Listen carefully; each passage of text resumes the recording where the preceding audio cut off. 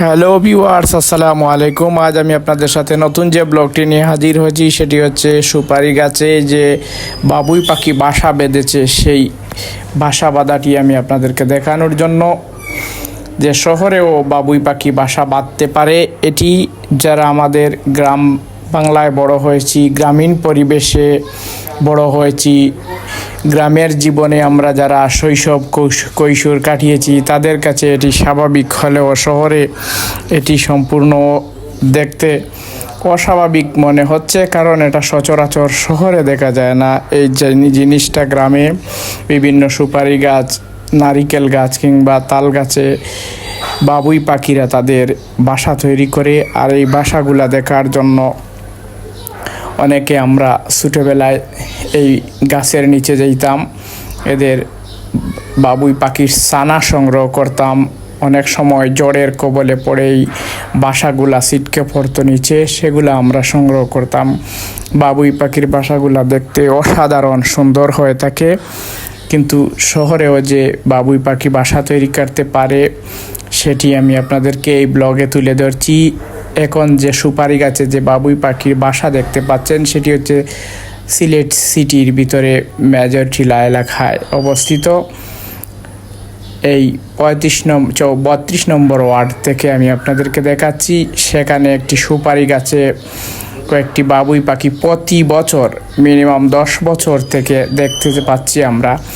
এখানে প্রতি বছর এই মৌসুমে এসে তারা বাসা তৈরি করে, তারপরে আবার এখানে তারা বাচ্চা করে ডিম ফুটায়, তারপরে নির্বিঘ্নে আবার তাদের ছানা নিয়ে উড়ে চলে যায়। এখানে কেউ তাদের কোনো ডিস্টার্ব করে না, প্রকৃতির নিয়মেই এখানেই তারা বড় হয়।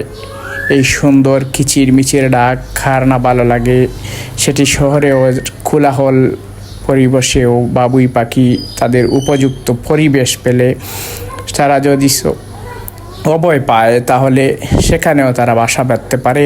পাখিদের জন্য অভয় আশ্রম গড়ার জন্য সরকার বিভিন্ন সংরক্ষিত বনাঞ্চল ঘোষণা করেছে, কিন্তু সেখানে ছাড়াও যে কোলাহল মুক্ত পরিবেশে, যেখানে প্রতিদিন গাড়ির শব্দ, যানবাহনের শব্দ, মানুষের হই হুড়ুল্লো, এসবের মাঝেও যে বাবুই পাখি বাসা বেঁধেছে সেটি আসলে কল্পনা করা যায় না নিজ চোখে না দেখলে। আর এটি অত্যন্ত ভালো লাগে, এই পাখির কিচিরমিচির ডাক। যারা প্রকৃতি এবং পাখি প্রেমিক তাদের কাছে এটি অত্যন্ত ভালো লাগার বিষয়, তাই সেটি আমি আমার এইচ মিডিয়া ব্লগে তুলে ধরছি। আপনারা যারা আমাদের চ্যানেলে নতুন তারা আমার কমেন্ট করে নিজেদের শৈশবে বাবুই পাখির বাসা নিচ্চুকে দেখেছেন, কুড়িয়েছেন কিনা সেটি মন্তব্য করবেন, কমেন্ট করে জানিয়ে দিবেন। এবং আপনাদের মূল্যবান মতামত করার জন্য আমি ধন্যবাদ জ্ঞাপন করছি। আর আপনারা আমাদের চ্যানেলটিকে সাবস্ক্রাইব করে নেবেন পরবর্তীতে, যাতে নিত্য নতুন ভিডিও প্রথমেই নোটিফিকেশন আপনার মোবাইলে চলে যায়, সেজন্য বেল আইকনটি বাজিয়ে রাখবেন। এতক্ষণ আমাদের এই ব্লগে যারা কষ্ট করে দেখেছেন সবাইকে অসংখ্য ধন্যবাদ জানিয়ে এই ব্লগ থেকেও আমরা বিদায় নিচ্ছি। পরবর্তীতে নিত্য নতুন কোনো জায়গায় নিত্য নতুন কোনো ভিডিও নিয়ে আমরা আবার হাজির হব। সে পর্যন্ত ভালো থাকবেন, সুস্থ থাকবেন। সবাইকে আবার ধন্যবাদ, মোবারকবাদ, আল্লাহ হাফিজ, বাই বাই, টাটা।